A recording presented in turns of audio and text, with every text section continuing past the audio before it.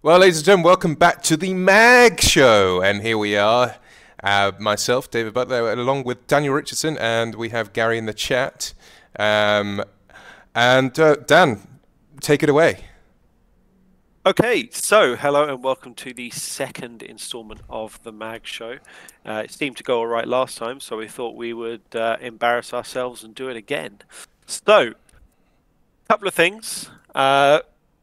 Activity has been a little bit low from, myself and Dave the last sort of half a month. We do apologise for that.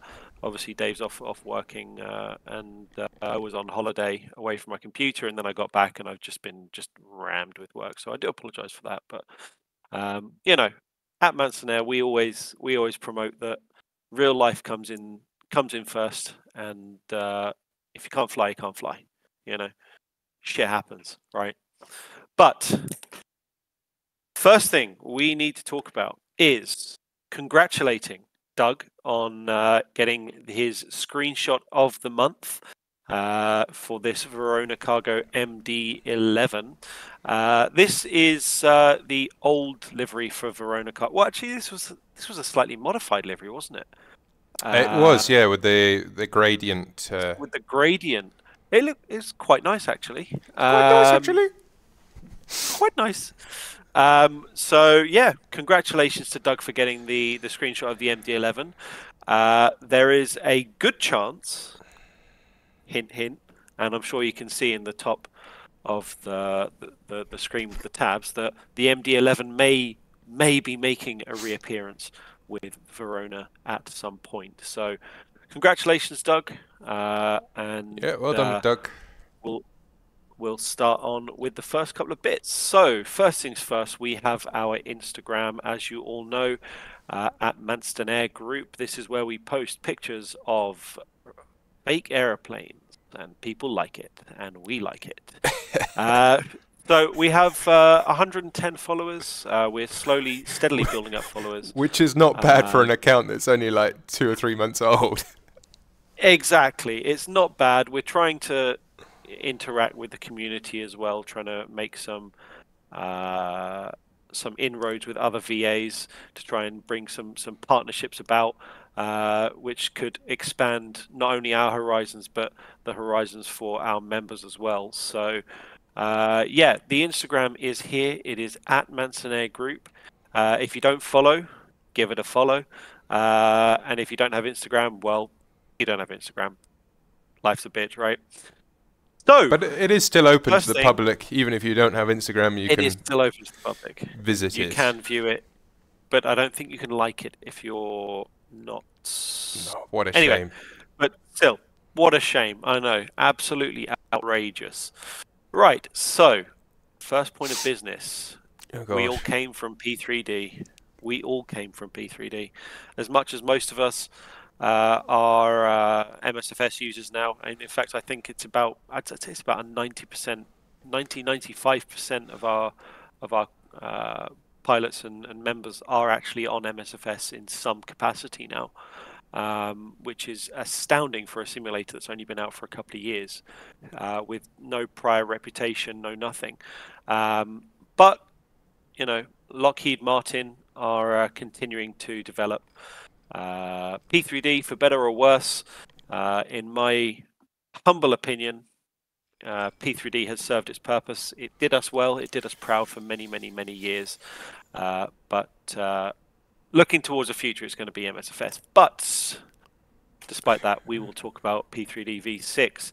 So V6 is going to come with a new lighting engine. Ooh. Impressive.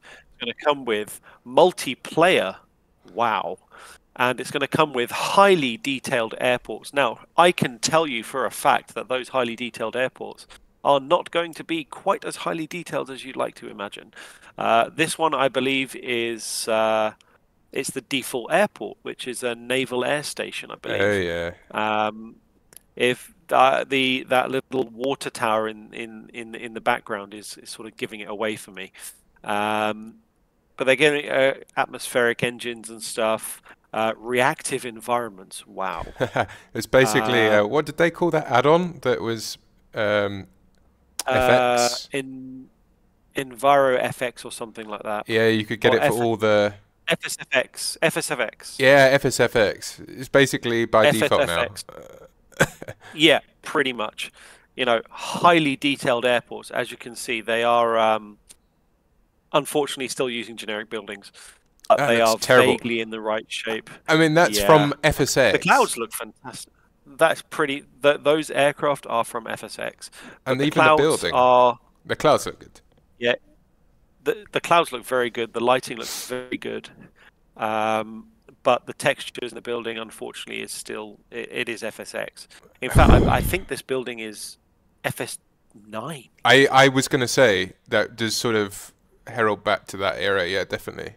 It does look like FS9. They have done something with the taxiways. The taxiways look a little bit better. I don't know if they look better, to be But honest. It's well, at least it's not all one color. No, but they could have Right. done better sort of transitioning from the dark black to the grey or whatever. Yeah, but some of the airports I operate into, and I'm sure you operate into, especially in Mama Africa, don't have particularly nice, you know, pretty gradients. It's just No, we fix it. We fix it so it works. Yeah, but that image almost looks too uniform. It's like literally cut off. Yeah, and I know why, because Yeah. I've worked with this SDK and FSX and P3D as well. But yeah, you would hope that maybe they would have put a little bit more effort into it. yeah. And enhanced lighting engines, sprawling cities, which again, it just looks like FSX. But we won't discount it. Maybe it can offer something for our members and something for the community as well. Looks but like unfortunately, looks like an oil painting more than a city. yeah. Unfortunately, I don't see many developers actively developing for P3D anymore. Shout out to as far as I'm aware, Adam J. Pestridge, who's quite active on YouTube, but he's always going on about P3D. He's literally all his videos. He has done one or two MSFS, but he keeps coming back to P3D. He's holding out. He is, but I'm not sure how much longer he can hold out, to be very honest. He believes that he genuinely believes P3D is the future, and that's just delusional. Oh, maybe as a professional training simulator, because it has some things like multi-domain training and scenario creation. But MSFS has the same stuff coming in.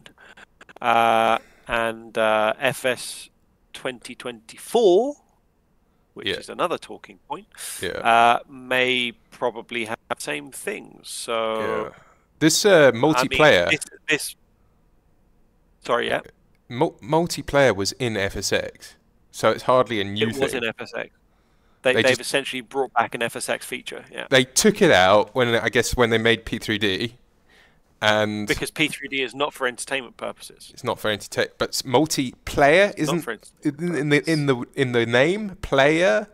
Isn't that a bit exactly? If they'd have changed it to like multi-user and kept it. Yeah.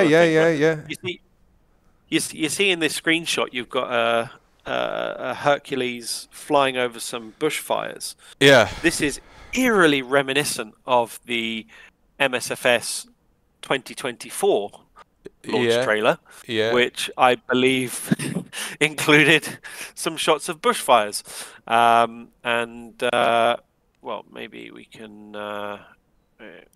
MSFS 2024.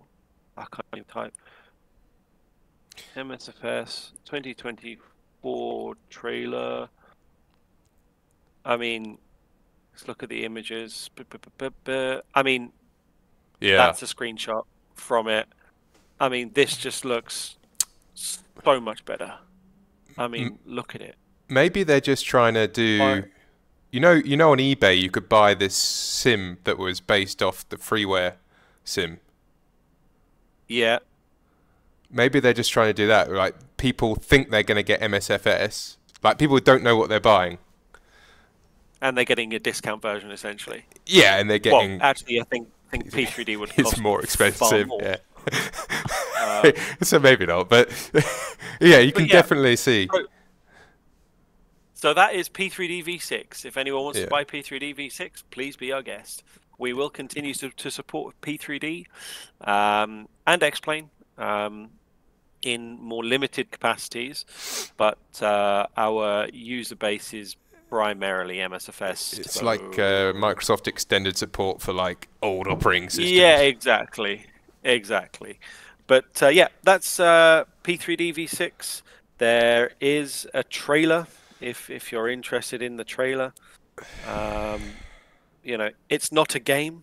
They're very clear about it not being a game.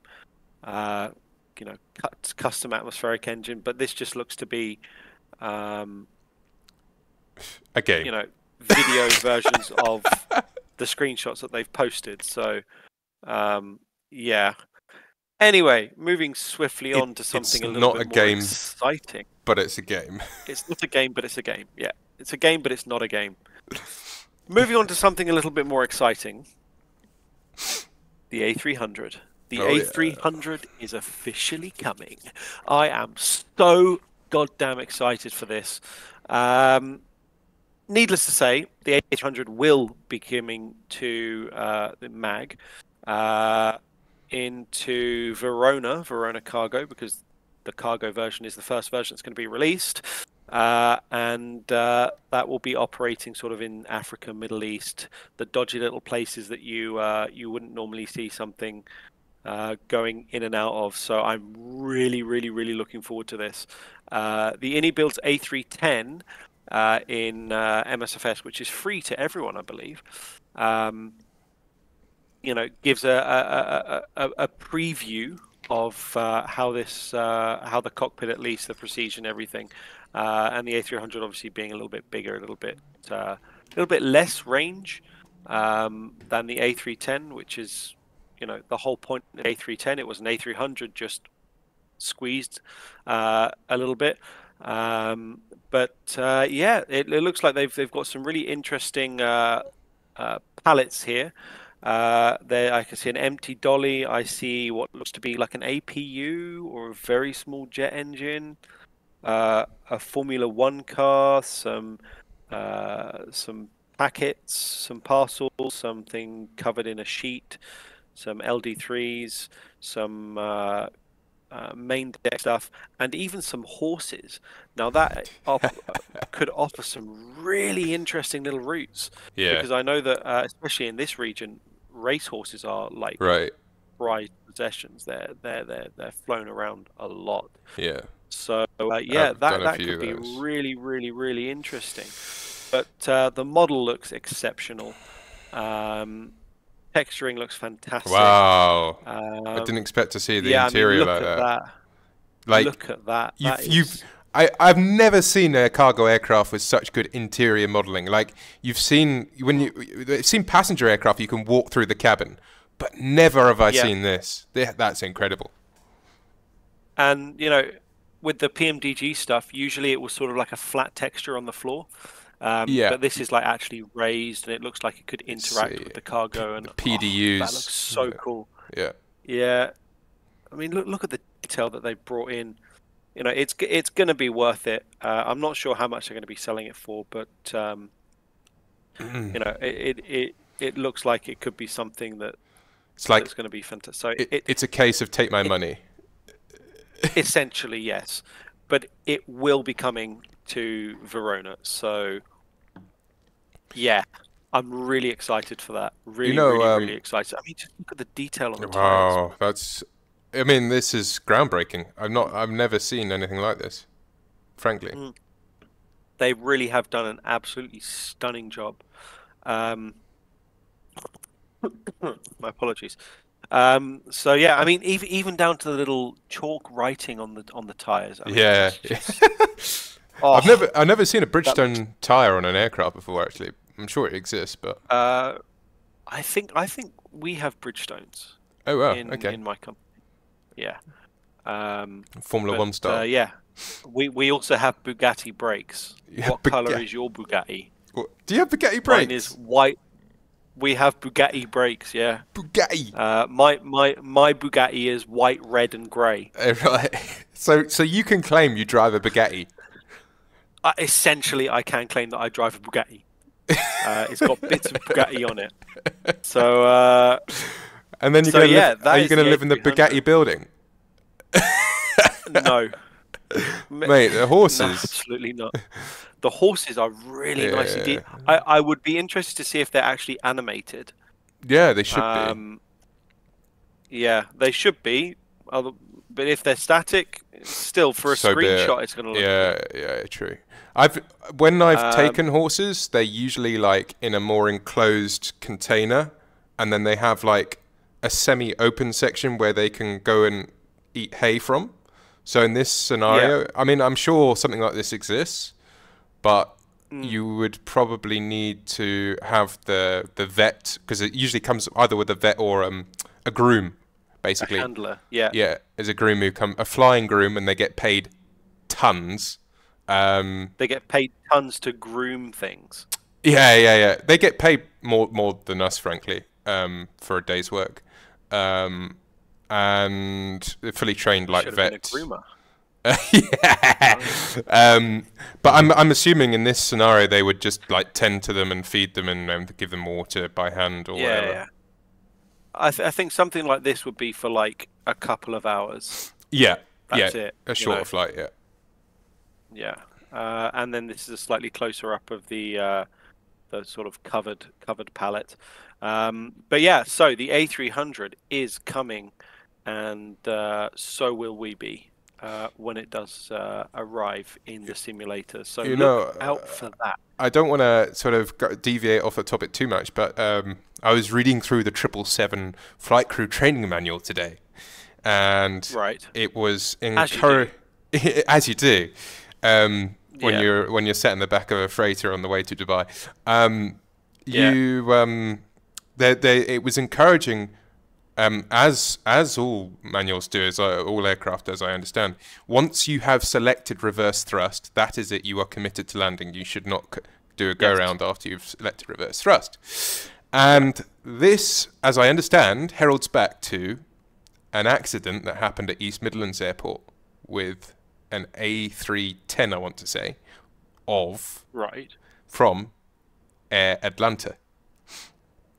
Um, Oh, really? because at that time we had a fleet of A310s based out of Abu Dhabi, and they A300. A300, sorry, it was A300s then, Abu Right. Dhabi, and they flew over all over the place. But they were flying into East Mids this particular day, Right. and yeah, the captain selected reverse thrust upon touchdown, but it was like a bulked landing, and he bounced up.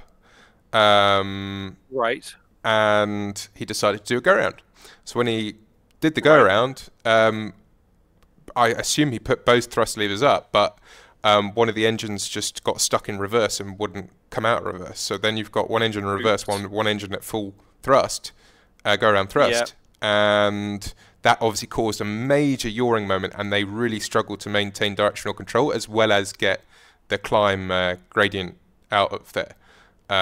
So they literally only just sort of, like you can imagine, they only sort of missed buildings and stuff by a few feet I can imagine. and Bloody did a hell. very And I low guess circuit. did they have to shut down the stuck engine? I would assume that they would shut down the engine that's stuck in reverse. Possibly. I mean, I have read the report, but not very recently. But you know, one of the guys who was involved in the incident is still flying. And he was in the FO seat. He wasn't actually operating the aircraft at the time. Well, he was PM. So It was. Yeah. but yeah, I think he was pretty. I don't want to go into too much detail, but I think he was pretty shaken by the incident. But I should imagine he was. yeah. So you know, it's quite a story, and I was just, as I was reading this thing today from the FCTM on the 777, and it just reminded me of this story, and then you're showing me the aircraft, and I just wanted to share that with you. Nice.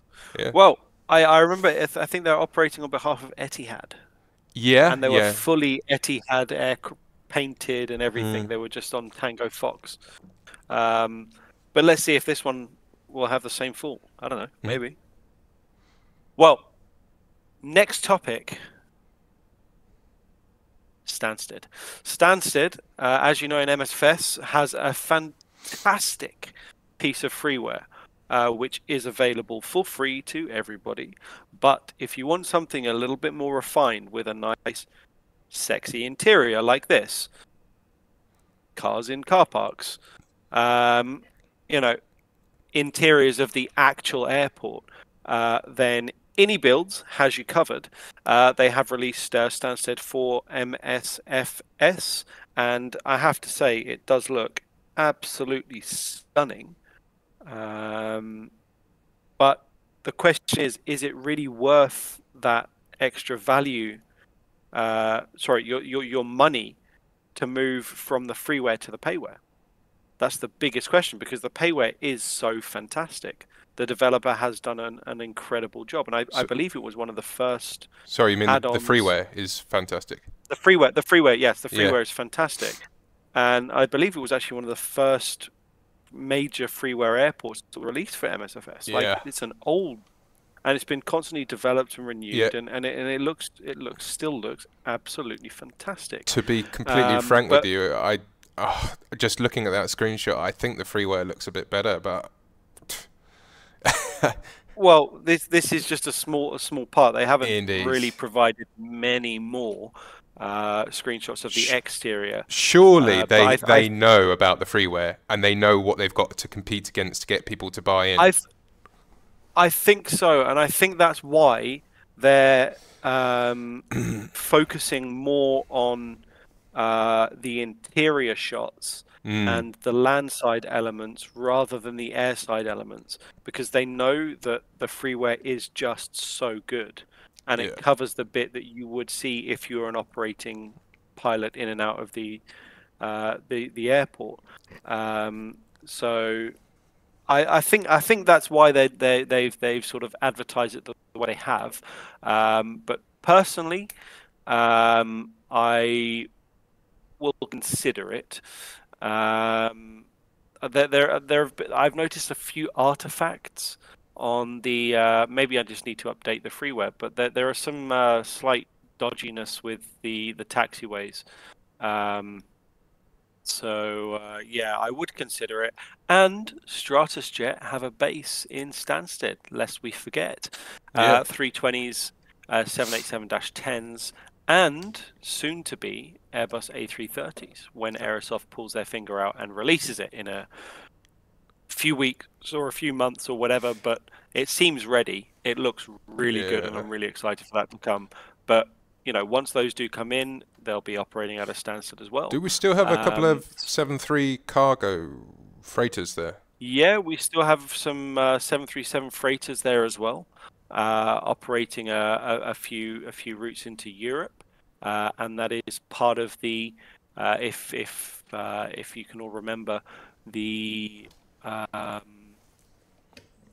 slight rebrand that's happened with the cargo aircraft. I'm not sure whether that was covered in the last mag show. Maybe not. But we have started branding the cargo aircraft as ManstonOnAir Cargo, which will sort of enable us to sort of operate more regional stuff outside of just Manston as a base, globally, and possibly expand the reaches of ManstonOnAir Cargo. But yeah, so that's the other Stansted. thing I would say is about Stansted is that even if you don't plan to fly out of Stansted, I would have some Stansted scenery in place in case you want to divert. At least the freeware. In case you want to divert from Manston, because it is one of the main diversion airports. Always good to have in the back pocket. It is. Usually on the 800 and up, it's Stansted is a diversion. Anything 700 and less, it's Southend. It's Southend. But again, Southend is a bit like Ras Al Khaimah for us, or Al Ain now in Abu Dhabi base. Eventually, it's a smaller airport. Eventually, it's going to get full. If in real life people are diverting. Indeed. So yeah, having Stansted. If you know the fuel's going to be bad, it's worth putting the fuel on for both Stansted and Southend, and then Stansted as well. What I generally do is I select three fuel alternates. Uh, so I add tankering fuel if I know that the weather's going to be particularly bad, and I calculate enough fuel to get to Manchester. Oh, interesting.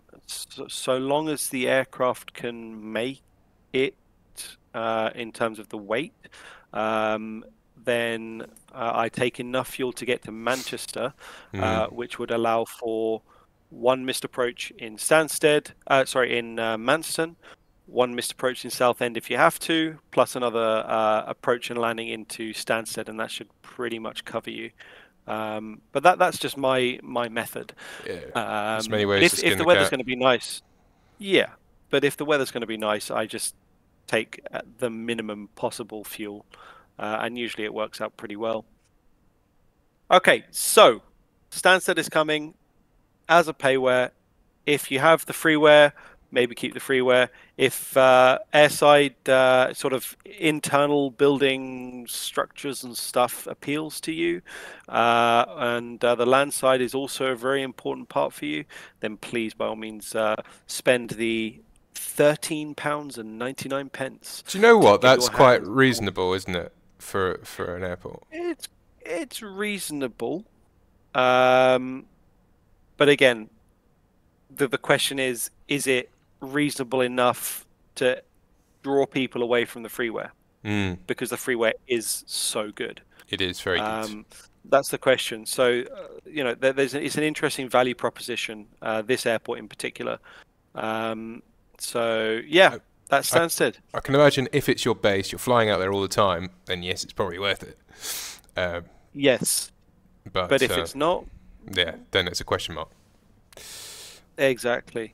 So, next is FS Dream Team finally bringing animated 3D passengers inside the aircraft with GSX Pro. This has been a feature that people have been essentially begging for years. Interesting. These are some screenshots as a kid playing a Switch.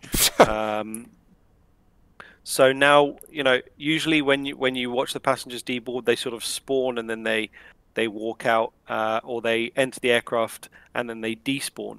But now you would actually have a full cabin, which is really kind of cool.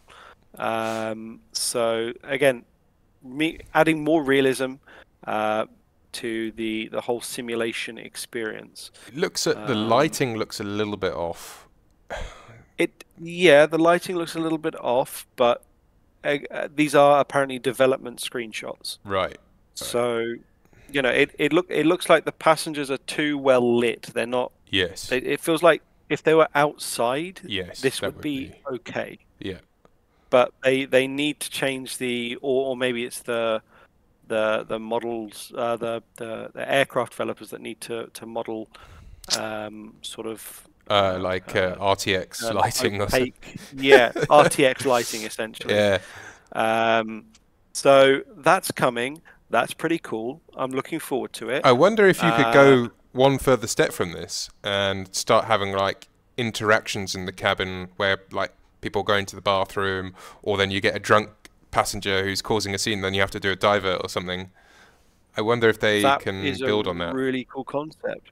But I'm not sure whether these passengers would stay after GSX has finished doing its thing. What you mean in air? Yeah. I'm not sure. I mean, the guy holding the switch. Go to the photo with the guy holding the switch. That looks like oh, it's on the ground. Okay. Yeah, it's on the ground. Let's see. I think it's a really cool concept. Let's see how it goes. We're all owners of GSX Pro, so this update should come when it comes. But that is a really cool little feature, and I'm kind of looking forward to that. That's going to be quite cool. Yeah. You have all of the passengers, none of the smell. Yeah. Which is something that I unfortunately have to deal with. They're not looking very. Another thing I would say is they're not particularly diverse. It's very white. Yes. Well, yeah. There's Yeah. There's one token. maybe one who doesn't look a little, yeah, they. Oh, there's one here as well, but Oh it wow! does look. They Click off three, it quick actually three. before I have an emission. A moment. um, but yeah, so I'm sure they will diversify the models as well. Yeah, Because I think it's going to get a bit boring if people see the same people over and over it and would be over and over and interesting to over see again if on you their go to airplane. different parts of the world, whether you get like white people in Europe, Yes, because you and get if you remember the pushback voices changes depending on the country.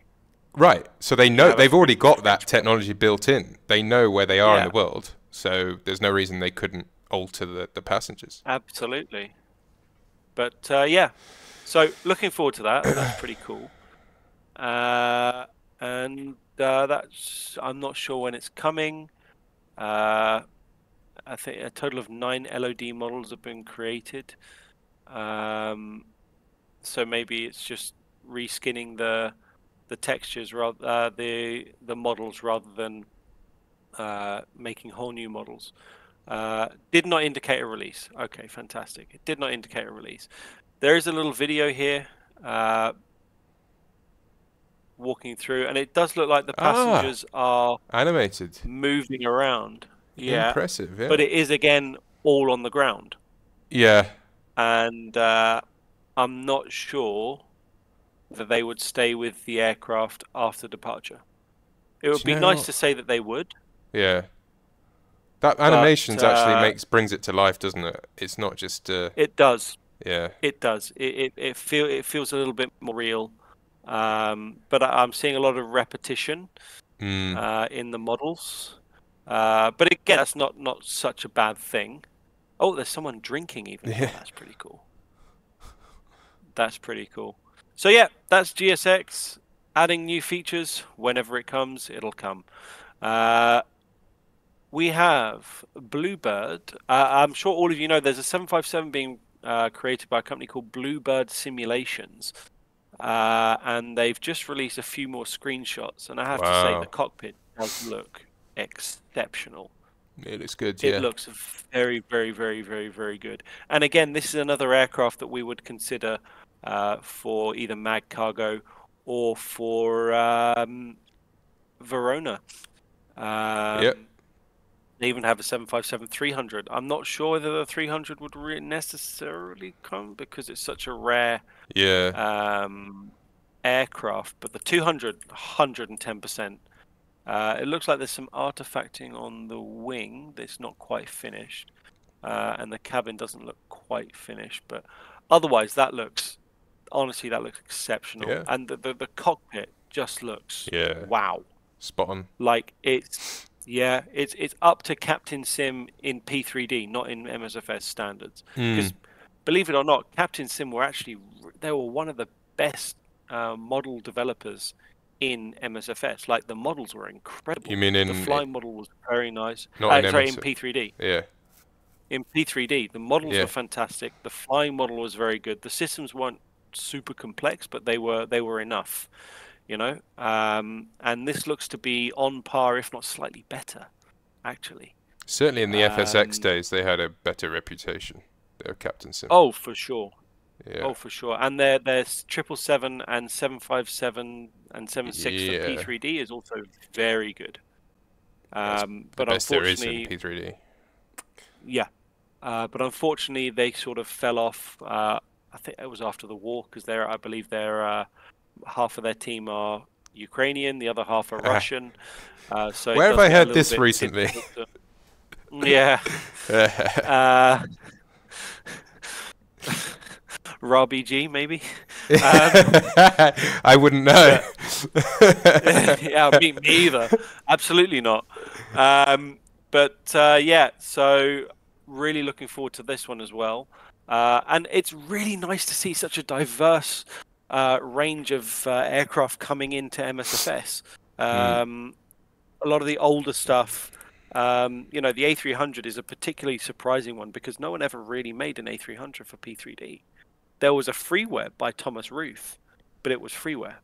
Wasn't there a Just Flight did something? Just Flight did an A300 B4, and I think it wasn't by Just Flight; it was by another company, just distributed by Right. Just Flight. And from what I remember, it was not amazing. But No. again, it's still an aeroplane that doesn't get made. No, it's true. And it's even more surprising that it would be coming to Flight Simulator 2020/2024. So there is a lot of love in the community for these developers. No, But yeah, they've even got the step right. You know, people say with the 757 you have the down, step down, and the 767 is the step up. you And step up. apart from Yeah, that, the flight deck is almost identical. it does look really, really, really, really good. That panel over And there on the 7.6. which one? That one. On It some of was the for a original. flight engineer. Yeah. What was the Australian airline? And Ansett. Ansett, they had the flight engineer. The union said absolutely not to two pilot cockpits, and they added a flight engineers panel to the 767-200 that they got, and As then they should. very quickly realised how stupid it was, and removed the flight engineer altogether. But I've spoken yeah, to a couple of guys who flew the 7.6, and right. they said that some of the older models did still have that screen, even though they didn't need a flight engineer.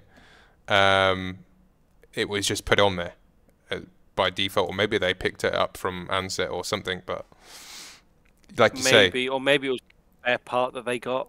yeah, Maybe. yeah. Essentially, it was the same screens that you find in the front. It was just put to the side. It was like it was another ICAS essentially, Yeah. and you could change what was displayed on it.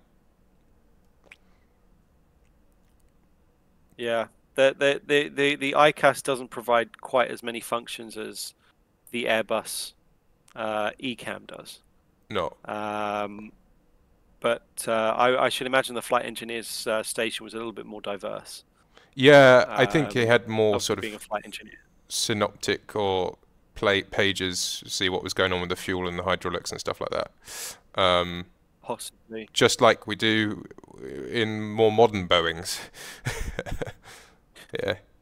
I wouldn't call the 400 modern. No, but If more. it was released.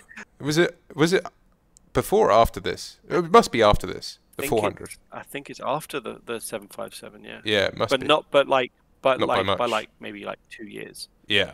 It's Yeah. pretty much the same shit. And you can see yeah, that so in the design philosophy. the colors and the Yeah. design and everything. Yeah. And If you can or fly, you could almost, if you look at the MCP here, that almost looks copy paste from a 747. it does. If you can fly a Um, 7.4, you can fly this pretty much, and vice versa. Essentially, yeah. Okay, so that is the Bluebird 757. I'm very acutely aware of how long we're running. Bloody hell. Only 40 minutes. We did an hour and a half last time. Yeah. But we have a big topic to talk about, which is going to take a long time. I do wonder A very whether exciting topic. Bluebird is Icelandic. I wonder where they're from. Who knows? I think they're American. American, okay. Because all of their 757 screenshots so far have been a US Yeah. Livery. carriers. Yeah. Yeah, United American Delta. So yeah, Right. Bluebird 757 providing new updates. Again, another one I'm really looking forward to. But out of these three, this, the TFDI MD-11. Oh my God, I am so excited. They're missing the center landing gear here, but I am so excited for this thing. I think this is probably just a render, but I am so excited for this thing. Yeah. I absolutely love the MD-11. It is one of my favorite aeroplanes. The approach speed is so high because they made the horizontal stabilizer smaller to save fuel. But that makes the aeroplane so much more difficult to fly. Mm. And actually, in an MD-11, if you do a bounce landing, you do not continue that landing. You Mm. just get the hell away from the ground, because the MD-11 unfortunately has a nasty habit of snapping wings off. I think it's happened about 4 or 5 times. Most recently in 2009 in Tokyo. The Widowmaker. But yeah, yes, the Widowmaker. But the MD-11 is coming, and I'm so looking forward to that. And you That got is going to like be a incredible. female voice doing the GPWS callouts, I think. Bitching Betty. Bitching Betty, is that what she's known as? That's literally what she's called as, Bitching Betty. She's in the FA-18s as well. Oh, really? Yeah, yeah, yeah. So, yeah, this one is coming to Verona, 110% cargo, without question. So perhaps we could look at recreating this. Good point. Perhaps. But this is the MCDU. It looks okay. I don't know which level of detail they've gone into on that. Well, they've put Pong in it, haven't they? They have put Pong in it. The real airplane has Pong built in, and I believe they have put Pong into this model. But the MCP is similar to a Boeing, similar to an Airbus, but halfway between. It's going to be something. Yeah, it's going to be something really, really interesting to learn. And look at the screens; they just look so beautiful, man. Yeah, I'm so excited for this you airplane. can see so the reflection of the where it says hydraulics just above it. Can. Wow. Yeah. It's reflected back off the screen. I'm not sure whether these are baked-in reflections though, or RTX reflections. Right. Well, either way, it looks incredible. Yeah, we'll find out. And they've probably done what they did for the window, what their default stuff does for the Windows, which is like a parallax. Right. Maybe to try and save on resources, because not everyone has an RTX card, right? No, only ballers do. And even then, to be honest, I have an RTX 2070 Super, and I don't even turn it on. It's so what's the word? Consuming. Yeah, resource consuming. It's yeah, pointless. It's so intensive. That IFSD, is that what they call it? Yeah. The I think so. Standby instrument. It's quite low, isn't it? I mean, if you were shooting an approach just on that, you'd have to have your one eye down there and the other guy heads Where out. Is it? It's which IFSD? Not that one. Not that one. Not that one. Not that one. There. Ah, this one? Yeah. Oh yeah, that is. Wow, that is very low. Can you imagine? Well, I think I can imagine, and it's not fun. I mean, doing it on the 320, it's a bit of a pain in the arse because it's so small. Yeah. And it's only available on the captain's side. This one looks like it's more catering towards.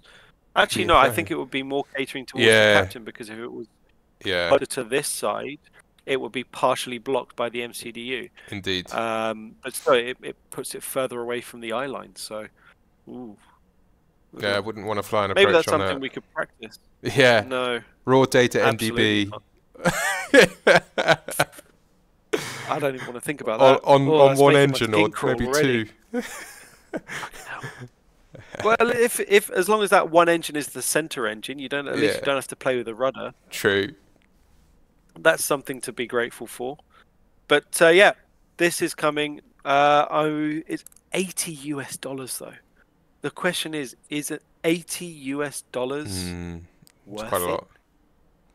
It's a lot of money, and the question you have to ask yourself, is it an airplane that you could see yourself getting $80 worth of enjoyment out of?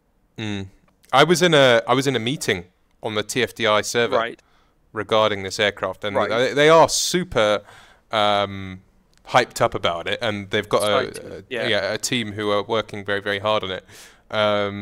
So, and I think, you know, am I right in saying that they've tried to do this pre-release stuff again to get people to pay money before? Yeah. Like a pre what's it called? pre-buy, Pre-purchased. pre-purchase. Yeah. The Why is this becoming a thing? Pre-purchase. I I have absolutely no idea. It's essentially getting money for nothing. It Uh, is. you know, And you become I a remember beta I was on tester. the. Yeah, you do. It's like the FSS Embraer all over again.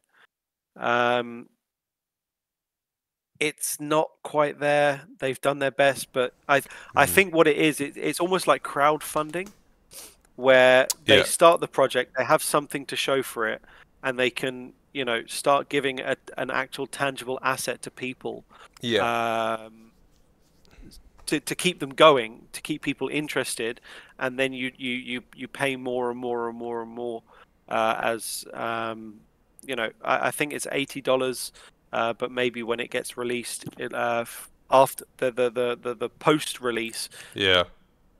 they could increase that to $100 or Right. $90.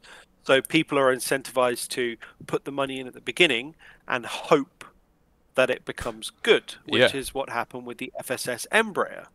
And because I was very excited for the FSS Embraer, that is exactly what I did. Yes. And model-wise, I'm not disappointed. Yes. Systems-wise, Yeah. Mr. Embraer pilot himself. Yeah. Yeah. It's not Um, fantastic. yeah, Uh, I think you said you were quite disappointed with the systems, actually. yeah. I mean, the FMS is not there.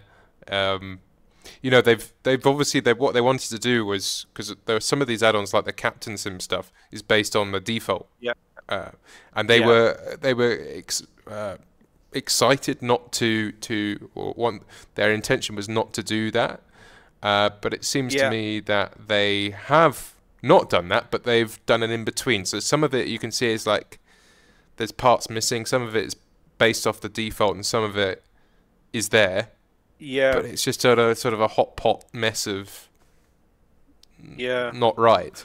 Well, now I'm looking at it. This is a pre-order and not be available until the end of this year. But if you look at the pre-order at reduced price. Yeah, yeah, yeah. So they are going to increase. So again, they're incentivizing Wow. people to put the money in before and So, then hope that it becomes good. so how much will Oh, they that's a charge for the risk. after I have once no it's been idea. released? I think it's probably going to be about $120. I Wow. reckon. Man, interest rates are so high right now. You'd be better off putting the money in the bank and buying it after. Yeah, actually, uh, yeah. Jeez. Well, so $80. The question is, could you? Okay, let's say you pay $80, you then have to get $80 out of it, right? But if you pay yeah, $100, yeah. you know, if you look at something like the Phoenix A320, that thing is Mm, fucking incredible. for 50 quid. £50, Yeah, it was good. and that is wow. I use that when I go for my simulators. Mm, Like it is that level. I can pull a circuit breaker, which I can pull in the real aeroplane, and it will have the exact same effect on the systems. yeah. And and it's £50. Okay, yes, it was a more finished product. They are still working on it, but £50. Just checking I'll it. say that again. Getting £50 of enjoyment out of the Phoenix A320 is so much easier because it's such a more common airplane. You can fly to Right. different, on different routes with different airlines if you want to do that. You can fly to different parts of the world. The variety of airports that you can fly into on the A320 are so much more diverse than an MD-11. Yeah. You would never see an MD-11, getting in and out of Leeds Bradford, No. for instance, or Southend, or Brest, or St John's. Okay, St John's probably could take an MD-11, but you would never really see it realistically operated in there. But a Mm, 320, you can fly to all of these places, and getting that £50 worth of enjoyment out of it is going to be a lot quicker. Your return on investment, I mean, you're never going to get a return on investment, but in terms of the enjoyment, it's right. going to be so much quicker to come back on the Phoenix rather than it is on the MD-11. I think So, they've priced yeah, themselves too high on this, honestly. Um, I think they have too, but I know that people will pay it because there has not been, since PMDG's MD-11 and FSX. FSX, Yeah. there has not been an MD-11, a No. good MD-11. And I think a lot of people want to fly it because they want to fly these UPS, FedEx, Right. formerly Lufthansa cargo routes. KLM So used to have them as yeah, well. KLM used to have them. It's a kind of a tough sell for me at this point. Yeah.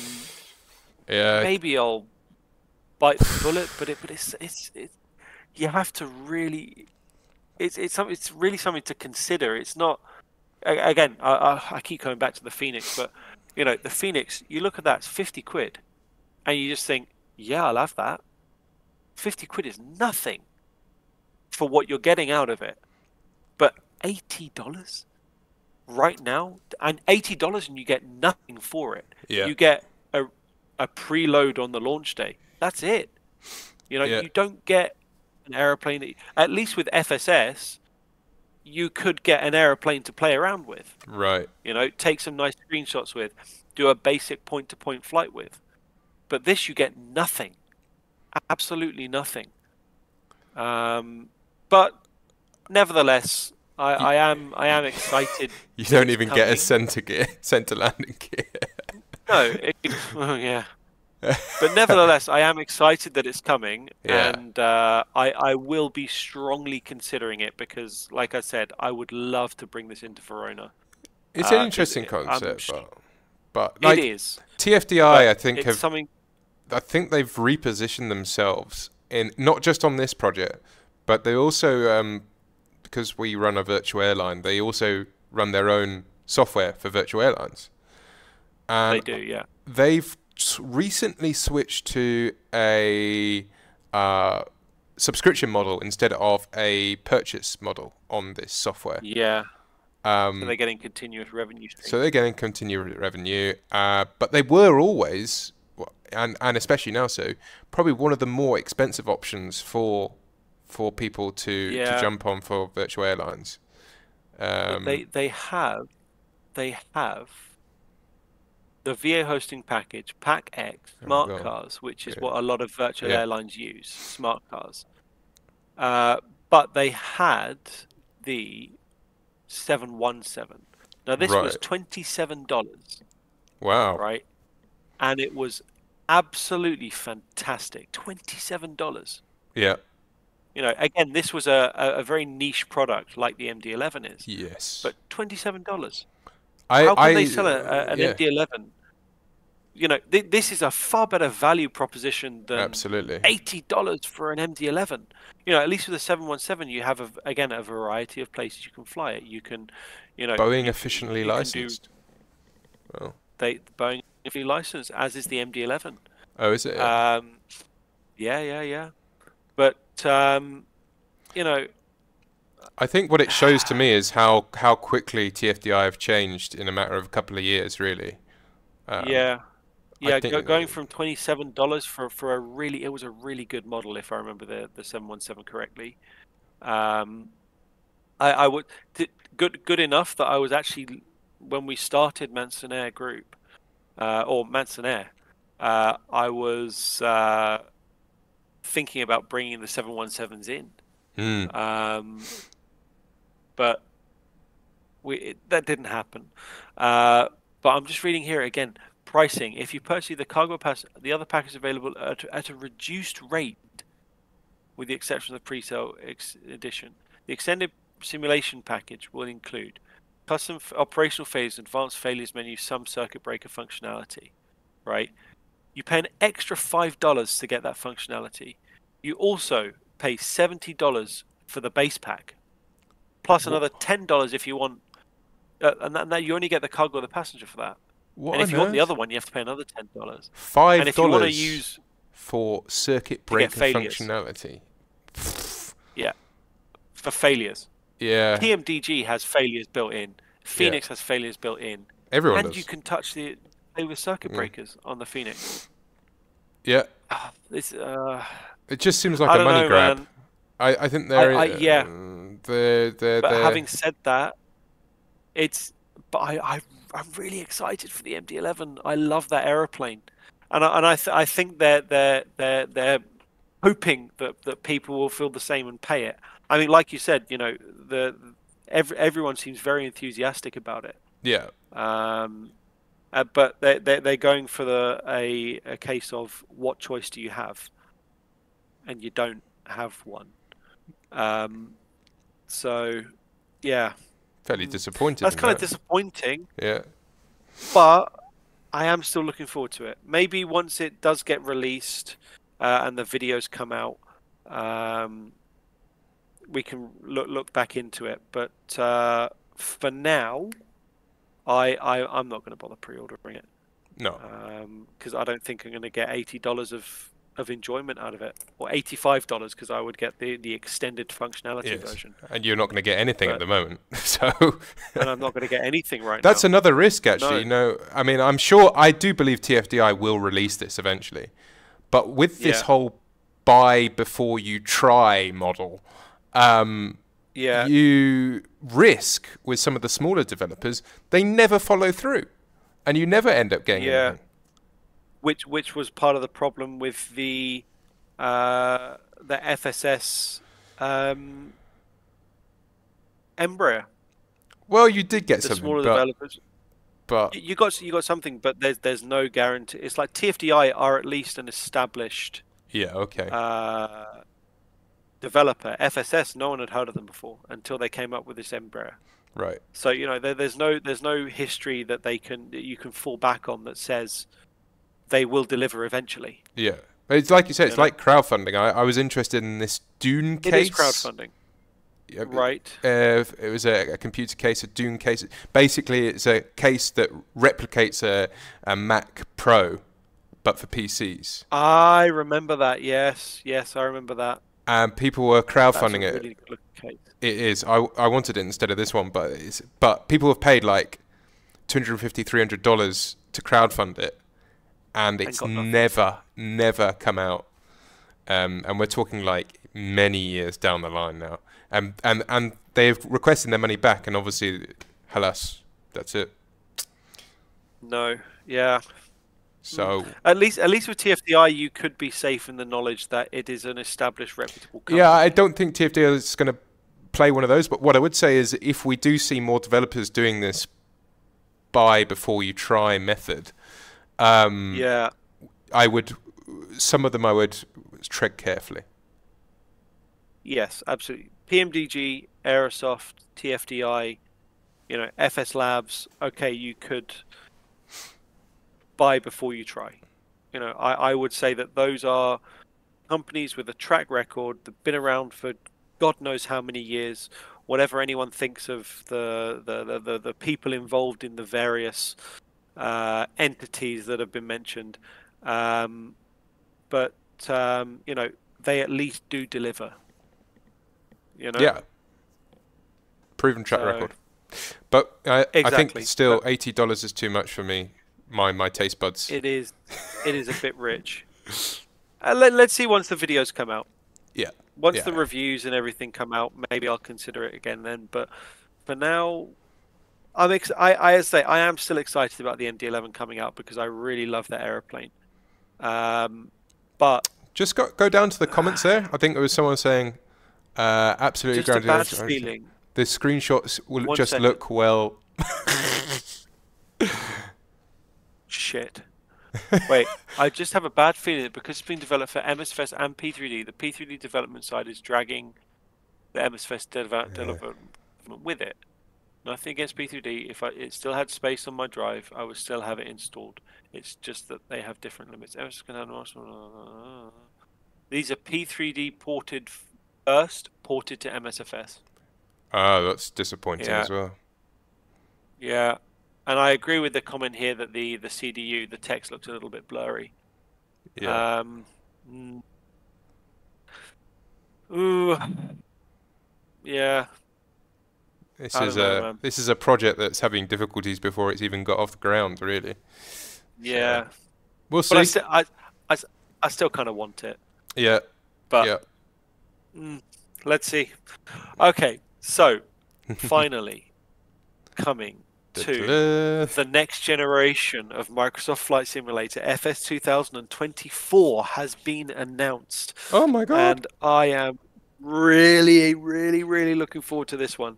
It looks like they've done a little bit more work on the graphical side. I They mean, the have. graphics in MSFS were excellent to begin with, but I mean, just look at how sharp the textures are on all of this. I mean, hopefully you're not going to need an RTX 4090 to use it, but No, in fact, um, they're saying that it should be less taxing on the system than 2020. yeah, yeah. I don't know how they're going to do it, but they're going to do it. I mean, just look at it. It just looks incredible. You know, it looks like they're using some of the same models as you find in FS 2020. But the really interesting prospect for me is this career mode. Hmm. That is really, really, really interesting because, you know, as a VA, Yeah, yeah, having something like a career mode. I mean, absolutely. I'll mention Gary. You know, came to us looking for, you know, to start off with. You know, Yeah, start small, end up big. You know, and this career mode, if it can be customized, yeah. if it's something that you Well, they're can saying play they with can. rather than, yeah, you know, if it's something that external people can play with Yep. rather than um, you know, just a sober Some themselves, missions. Yeah, that could really be a game changer. yeah. Like imagine if, you know, because obviously harkening back to our training program, it was there, but you know, if we were able to just say, okay, we have the training program, Right. but you know, it's not exams, it's all practical stuff. Download this mission pack. Yes. What do you have? You have the perfect training program Yeah. right there. You know, because you can start writing in, you know, okay, if you need to do you I believe the missions in the learning missions in MSFS, I never use them.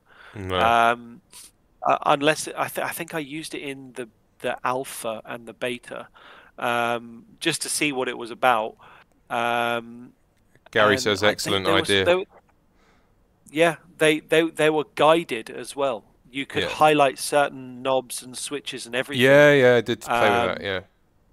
yeah, and that could be really, really, really interesting. Really interesting. It's a good For proposition for us. It's a really good proposition, I mean, and the fact that they are you'd have to sorry, pay someone quite a lot, like an external, like VA Base or another provider, to yeah, create a mission platform, but to have it built into the sim for whatever they're yeah, going to charge for it, I'm sure it won't be $100, but maybe $60, $80. yeah. Yeah, it's not But bad. but again, that is a really, really, really cool thing. And you know, imagine again, you know, you come in, we have these mission packs set up. So you start off in the 172. We do need to get the 172 repainted at some point, by the way, because it's kind of old. You start off in the 172. You get a few training missions in that. You can then move up to the Cessna 208. You get a few training missions in that, and then you go on to do a couple of actual line flights. And then over time, you can build up your career within the airline and move, you know, from the shorter routes on the Caravan to maybe the ATR doing going international at that point, because the Mm, Caravan is mostly within the UK. But then you can go, you know, international with the ATR, and then you're stepping up gradually, gradually, gradually, gradually, and I think with a career mode you'd also be getting rewarded for it by right. the simulator, and you know, self gratification, And awards not on the website would and also. awards and everything. Yeah. So I think this is a really, really, really cool concept. Mm, And you know, they have all this. I mean, you see here this scientific research. That again is really, really, really interesting. Imagine if you had something like that, and we could have a mission where you have to do Coast Guard patrol in the Right. channel, Right. right? And you had that camera and everything, and then and again, it's not just uh, expanding your flying ability, but also target finding ability. Yeah. It's also increasing the low flying. It's obviously you can be changing the weather and everything. And I'm really excited for that, actually. Really, really, really Yeah. excited for that. I'm going to play that again. Yeah. But yeah, I think it's a really fantastic concept, and even better. And I would say this is the most important thing.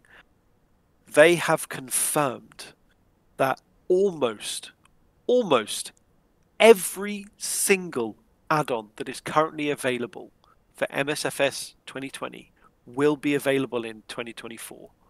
I mean, wow. Like, wow. Yeah. If you remember in P3D, when you went from V3, or was it V4 to V5? 4 to 5. One of the two.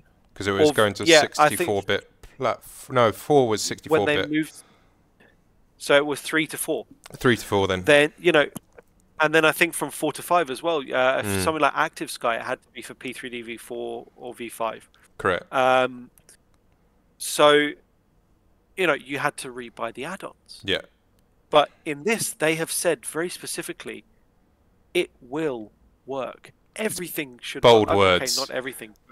They are bold words. Let's see Yeah. if they put their money where their mouth is. Yeah, But if yeah. they're using the same engine, the same core, Yeah. structure, I don't see why they couldn't pull it off. I mean, I want to highlight again something in this video. Not this part.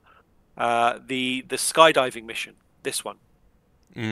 Imagine, since the caravans are we're sort of, I'm not going to say we're drawing them down, but they're definitely not getting quite as much use now since ATR has come in. I think the ATR is replaced on 3 or 4 routes. Most of the stuff out of Coventry has moved over to the ATR now. Ostend has moved over to the ATR. So, that's a really interesting proposition. Maybe, you start and again, this could be part of your career progression. You start a mission, you have to depart from Manston, you have to land somewhere like Headcorn, load up with parachutists, take off, fly to a designated, go up, drop the shootists off, and then come back. I'm really, really, really, really, really, really excited for the prospects that they're missing in this in this trailer, at least, is banner towing. What? Banner towing as well. You could do that with the 172, or maybe. You absolutely could. But again, it could just be that they're not showing us everything. Could be. I'm sure they've still got time to develop it, for sure. Absolutely, they have. And this as well. I mean, for the charter stuff, because again, we put the caravan goes for charters, right? Imagine if you had got a charter, you had, to the south of France, or you could fly into these tiny little airports, and you'd have the red carpet pulled out. Oh, I think this is going to be an absolutely fantastic simulator. And again, the fact that they have confirmed that pretty much everything will work, that you won't have to rebuy, that you can do, use everything that you already use. Yes, there's going to be initial outlay to get the new simulator, but you're not going to have to buy everything again. Right. And this was one of the biggest problems with P3D, was that once they started going 64-bit, you had to buy everything again. Some developers were being generous about it, but most of them were just like, well, pay it again. I mean, PMDG had the NGX in up to P3D V3. Right. And then in V4, they brought the NGXU. And the NGXU was a full price add-on. Even if you bought the NGX. If I could be very wrong. I could be very wrong. But to the best of my memory, Yeah. That's what it was. And You had to buy 747 it was again. like 3 versions of it over. I think there was the Yeah, first one on FS 2004, which was FS9. yeah. That didn't. I don't think that worked in FSX. So then there was a second version in No, FSX, and no. then Queen of the Skies, and then Queen of the Skies 2 in two. P3D. V4.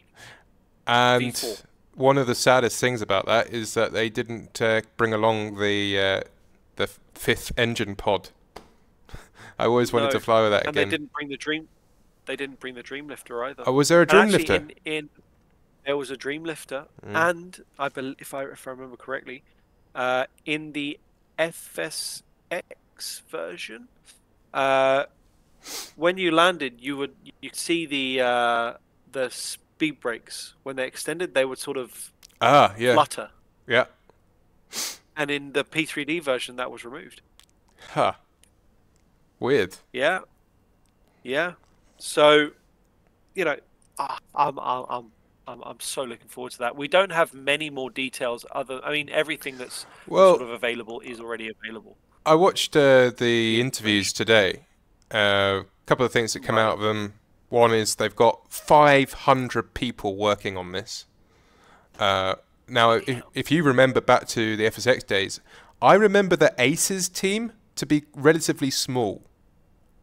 I don't think it was nearly anywhere near 500. I think it was in the dozens maximum. Yeah, Um, in the original one. Yeah, and then they said I may have misheard, but my understanding is that load times and performance is meant to be increased by around 35%. yeah. That's a I big, I would big hope the load improvement. times would be reduced, not increased. But Yeah, that's what I because meant.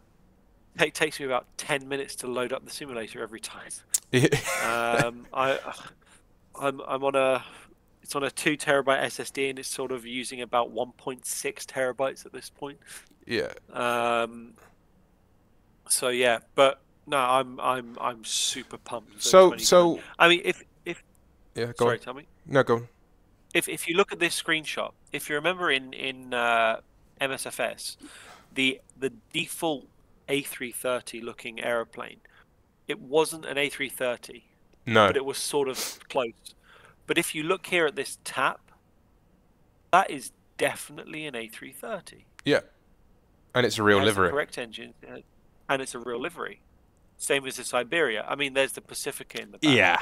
Yeah. Um, but Most of it's all real. of these are mostly real liveries. And I mean, if I remember the size difference from the A320 Neo to this A330 was not that much. I think, in fact, I think the A330 was actually a little bit smaller than the flyable 320 Neo. Um, but here you can see, I mean, the sense of Yeah. scale. I mean, it looks bigger than it even far away. Yeah. Definitely. They've got it You know, more, got it down pat more. it looks more realistic. Yeah. And hopefully this means that they're now going to start introducing again, medevac.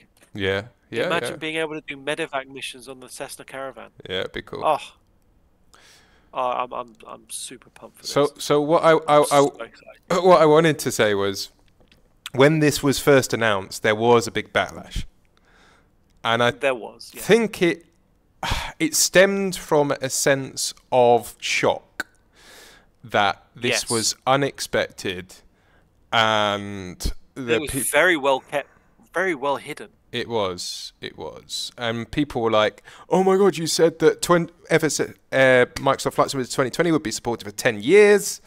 And suddenly, 4 years later, they're already bringing out a new sim. What about all the money I've invested into the sim I've already got? Yeah. It was a big shock. A knee-jerk reaction. It was. But like you say, not Yeah. only have they said that nearly all add-ons will work seamlessly in 2024, which, again, is a bold Yeah. claim, they've also said that they will continue to develop 2020. They're going to continue to support it. And all the updates that they make to 2024, they will try to port back into 2020. They can't bring Yeah. everything back because apparently they call it a different architecture Some of the technologies that they've brought into 2024, things like having like a biplane wing, 2 wings, and the physics to do with that, 2 working wings, aren't so easily replicated in 2020. So there's things like that that won't be able to come across. Things like helicopters. They've said that helicopters are really not very good in MSFS 2020.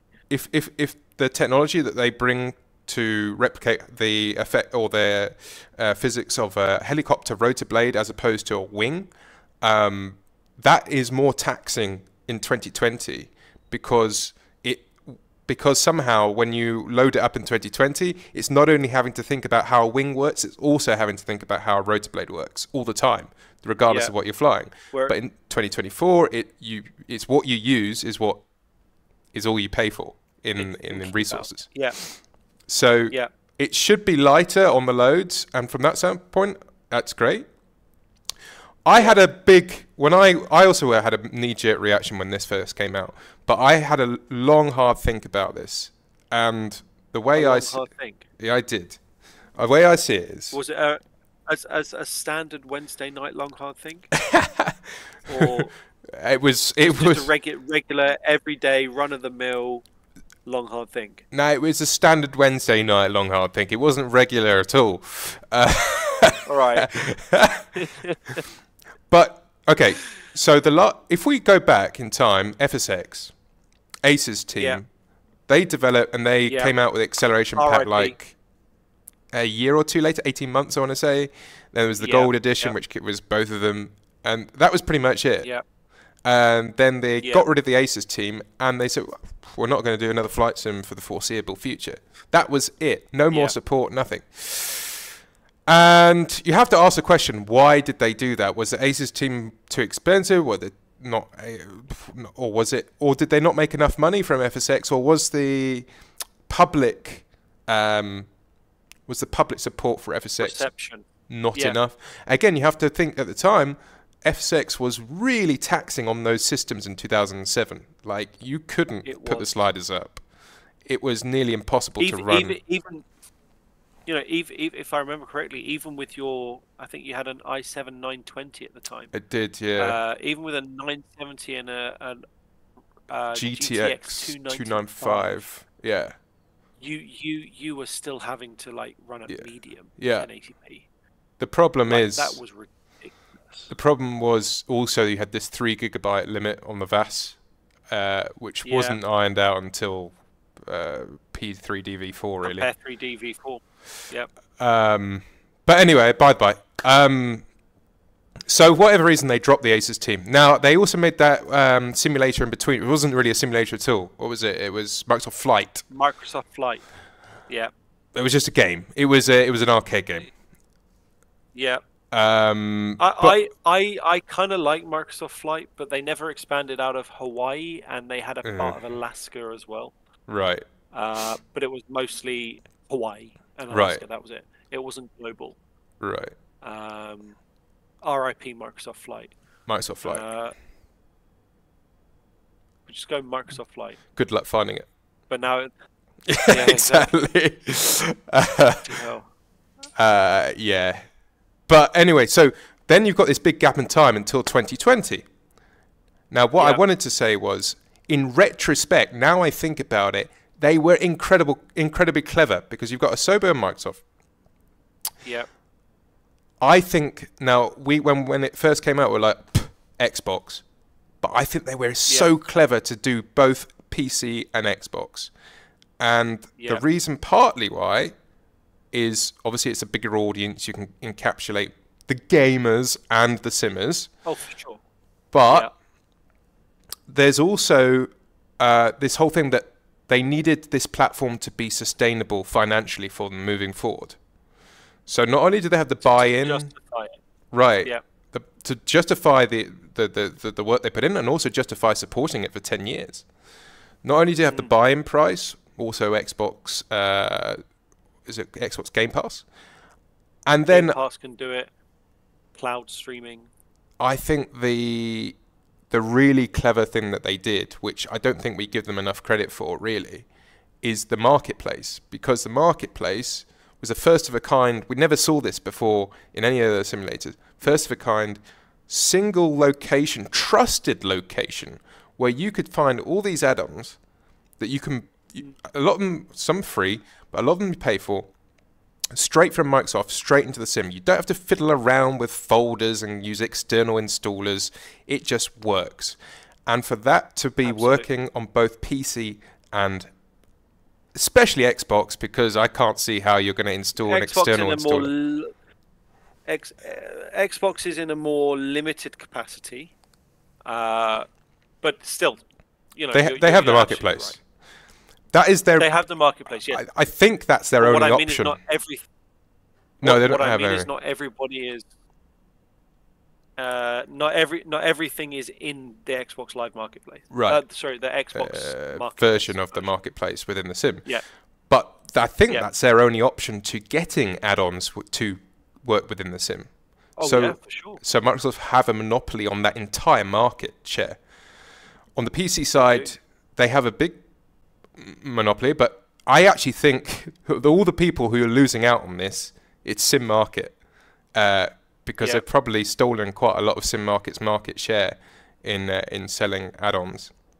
And of course, with every add-on that they sell on this marketplace, supposedly they're making a cut of what they sell. Yeah. Which is sustainable. It's great for the platform. Yeah. So I think. Sorry, tell me. Go on. I think there was some. I think it was PMDG was saying how. Microsoft were taking at one point, or maybe I'm thinking about Steam. Maybe I'm thinking about Steam were taking a much bigger share than anyone else. So there was some controversy with that. Yeah. But I think that's been sorted now because the PMDG stuff is on the marketplace. Yeah. Again, I kind of use PMDG as sort of like the benchmark for everything. If it's working, then PMDG are probably doing something there. Right. But yeah, so we as simmers, as let's say serious, not gamers, but serious simmers, are benefiting off the backs in a way of the gamers, particularly on the Xbox side, absolutely. but also absolutely they're supporting the platform for us. So we need them as much as they would like to say they need us. And I think Microsoft, they would say that they don't need us. They would say they don't need us. But I think that actually Microsoft had a lot of forethought with this to ride both horses, to sort of placate the simmers, but also have this gamer platform. Absolutely, and they've done a fantastic job. And going forward, so from 2020 to 2024. The other thing I will say about 2024 being a new simulator as opposed to just an add-on is that if you're sitting at home now as a gamer who's not that interested in flying but would like to try the simulator with missions, there's no double buy-in for you. It's a much better value proposition. You don't have to buy 2020 and 2024. You only have to buy one sim. Yep. So and if you're using, I think, go on. Game Pass is like $1 a month or something. Right. You get MSFS included. You do. Basic edition, but you get it. You get it. And then you go to P3D, MSFS 2024, and you get all of these extra missions and new aeroplanes and blah blah blah. And they're going to make it's great value. Absolutely. I think also, it really is. You know, the other thing, it's like just the fact that it's one buy-in, and it's going to attract a whole new crowd that weren't even with us in 2020 is going to join 2024. The fact that they have, within 4 years, brought out a new simulator proves the success of 2020 financially for both Microsoft and Asobo. They wouldn't be doing this now if 2020 had not proved its success. That is also a positive sign. I think 2020 proved even more of a success than they were actually expecting. I agree. Because I think people were really hyped for 2020, but I don't think they realised how successful it would be, especially once they brought it to Xbox. Right. And the fact that they do provide this, the streaming they provide for Xbox. See you later, Gary. And bye, Gary. We'll be wrapping up soon anyway, because I also have an early flight. But yeah, so they've been so smart with this shit. Incredibly, the So forethought. I mean, you didn't see it at the time. Like I was like, why are you bothering with Xbox? Like, this is a simulator. I want it to be just a simulator, not a game.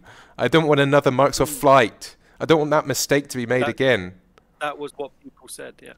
And yet, what they've done is made it sustainable. And in a way, they've done it with Simmer's best interests at heart. Yep. Because now we have a platform going forward. It's supported. 2020 is going to be supported for 10 years, they say.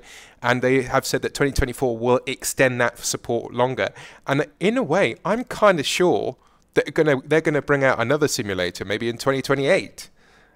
Because if this is successful, like on a 4-year cycle. Yeah, 2024 will be successful. There's no reason why they can't bring out another one in 2028. So I'm all for it. I'm going to spend the money on day one, to buy it. Oh, for sure. I have no qualms about it. Yeah, day zero. Yeah. So I'm fully in support of it. I wasn't when it first announced. I put my hands up. 1 second. Siri is making noise. 1 Right. second. Well, I'll continue. I wasn't in support of it when it first came out. I wasn't. I'll put my hands up. But what I say now is I've seen the light. I've seen where we've been through on this sort of trajectory over the past few years, and I've seen the foresight and the forethought that they've put into this project, and I'm just incredibly impressed. The other thing I would say is that on the sim side, as opposed to the gamer side, Microsoft have been super fair and open and not closed down the project to just the marketplace. The fact that they allow us still to install from externally is actually quite a big deal, because they could have turned around and said, no, it's going to be locked down, like Apple, what do they call it?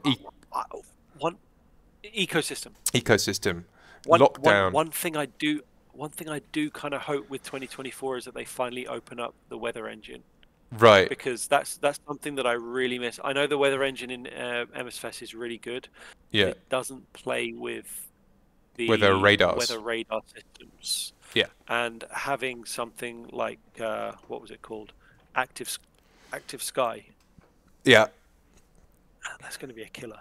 Yeah, it would be good. That's something that I really hope that they do enjoy. But I genuinely believe they've got Simmer's best interests at heart. The fact they kept it open, the fact you can still buy from Sim Market and install freeware add-ons and wherever else on the net you might find some add-ons. It's a really, really great thing that Microsoft have done, because they could have so easily have locked this down, but they didn't. Could have, yeah. They didn't. So. And that's something that we have to be thankful for. And like you said, you made some very good points that, the fact that they've opened it up not just to simmers but to gamers as well is beneficial for the simmers. It is. Because now, as I said, we're guaranteed support. We're guaranteed interest in developing for, the platform. It's financially sustainable. It is.